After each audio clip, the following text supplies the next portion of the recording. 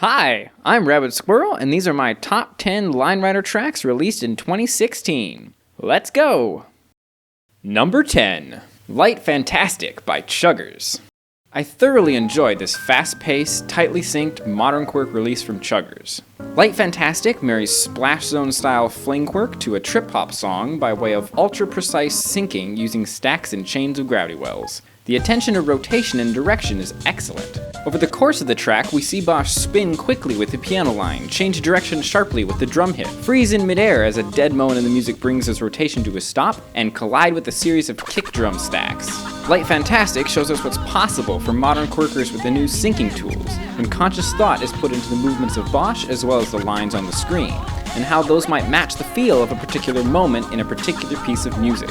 It also benefits from a song choice that perfectly matches quirk staples such as snappy gravity rolls and stacks, enabling Chuggers to use the style of track that he's most comfortable and experienced in, and the resulting confidence shows.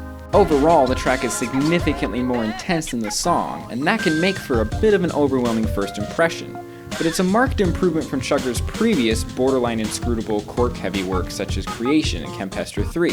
And while not every moment of the track matches the song as well as it could, due to a heavy reliance on flings and stacks, there are enough moments where track and song fuse into one that the intentionality of Bosch's movement in relation to the music is quite clear, and that's something sorely needed on the modern quirk scene. The ending also provides a welcome, almost touching counterpoint to the head-spinning nature of the work. What a gem! Number 9, Rigamortis by Apple. With this track, Apple, aka Shua, gave us the first baby steps towards a merger of track and animation.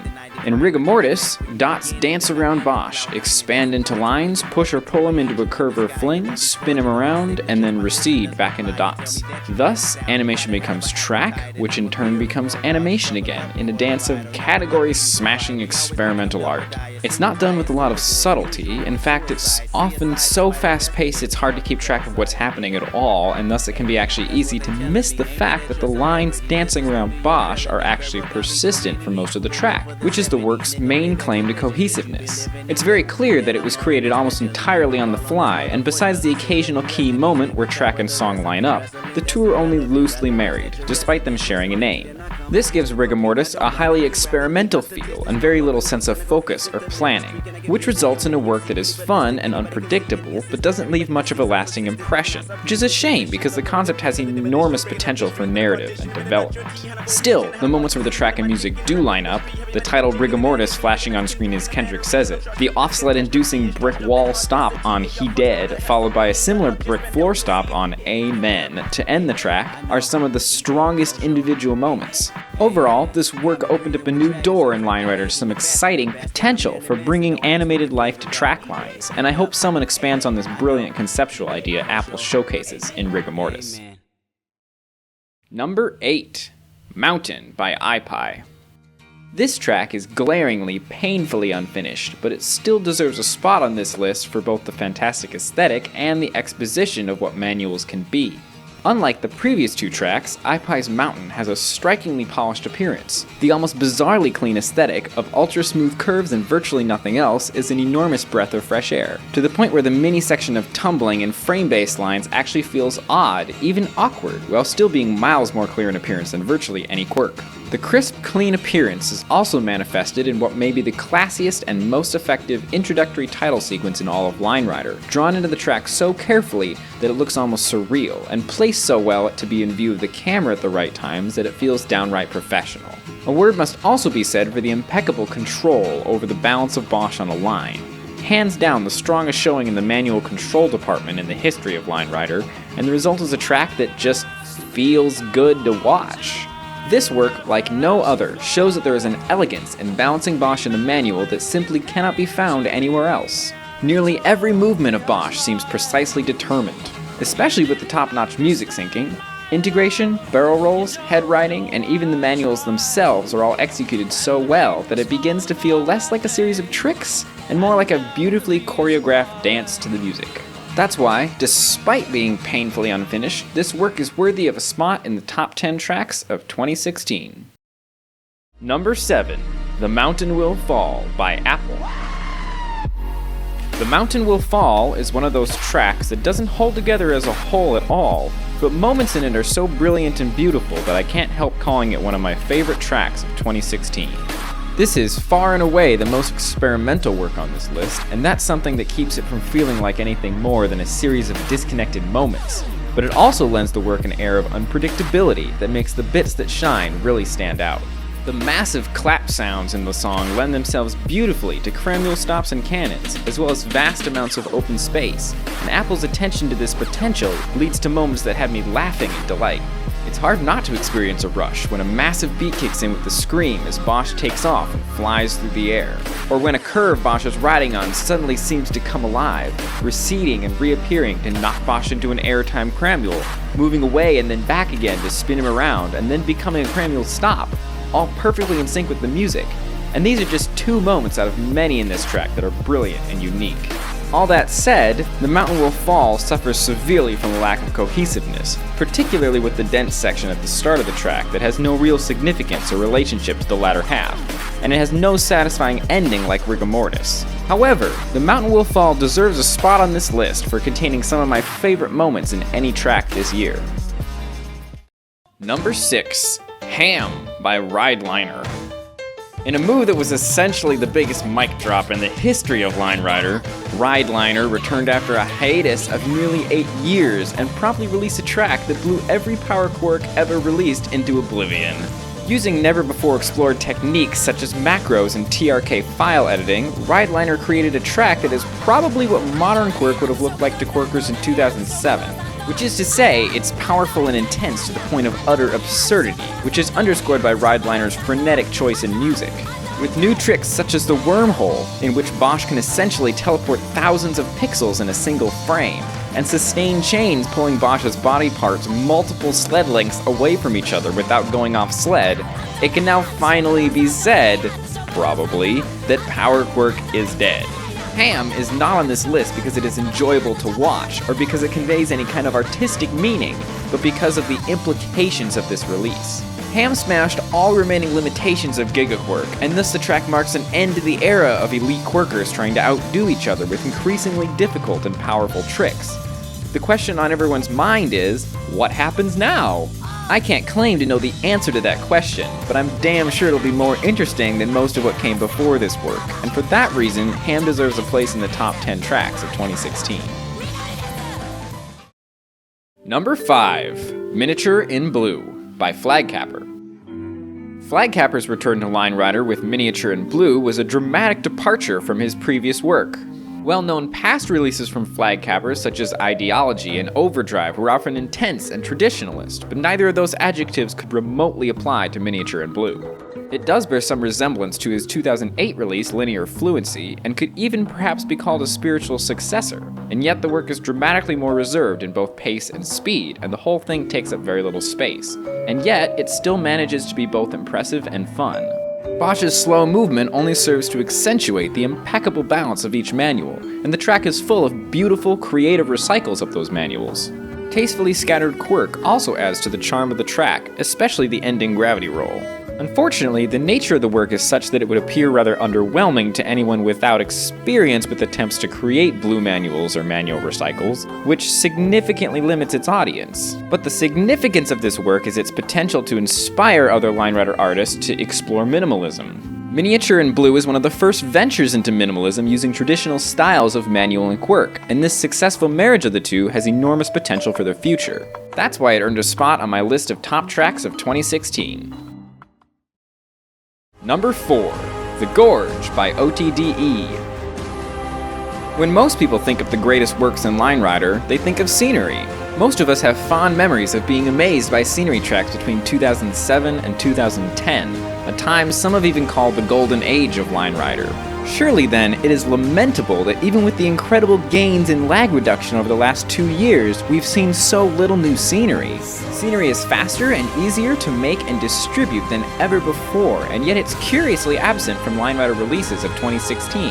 However, The Gorge is not on this list merely because it's a scenery track, but also because, in many respects, it's on the same level as the greatest scenery tracks ever created. OTDE's scenery is thorough, consistent, and creative, and the world building is exceptional. It even has a light story arc that adds some tension and weight to the second half of the track, and the ending gives me shivers every time. The story was clearly a late addition to the track, but it still manages to be stronger than the vast majority of scenery tracks ever created. While it does suffer from numerous stylistic discrepancies in the scenery, the biggest weakness of the Gorge is the struggle to work Serial's loop-heavy manual track into the scenery. It's clearly evident in numerous places that the track was being repurposed rather than created from scratch in harmony with the world building.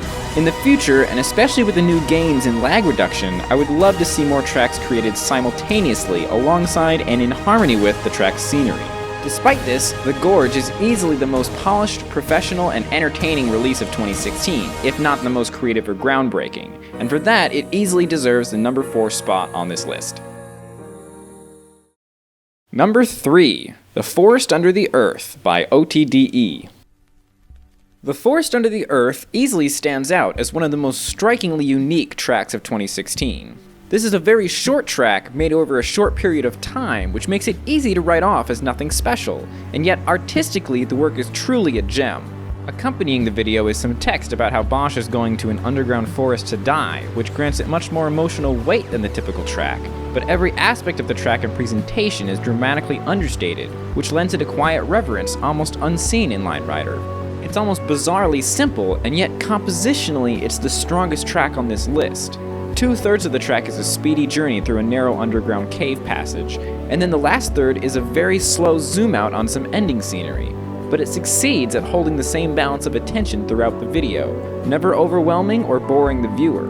The track is fast while the music is chill, but it works because Bosch's directional changes and rotation are slow. The curves Bosch rides on are smooth, while the walls of the cave he does not ride on are rough, but it works because it adds an air of predeterminism that fits the in-world premise. The track is not afraid of quirk and manuals, and yet it never makes them feel like a necessity.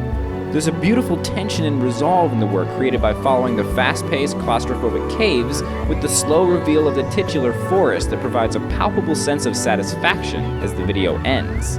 None of the ideas in this track are revolutionary or even particularly inventive, but it pulls together numerous disparate ideas to create an artistic work that is as compositionally strong as it is unique, and that easily puts it as my 3rd favorite track released in 2016. Number 2, Seen and Never Heard by Lukking.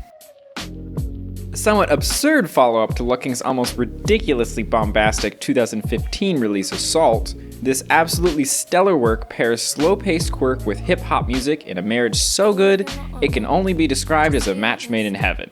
Quick quirk stops and pops accentuate the drums, manual curves highlight sung phrases, and as the song draws focus from one to the other, the track moves seamlessly to follow that focus.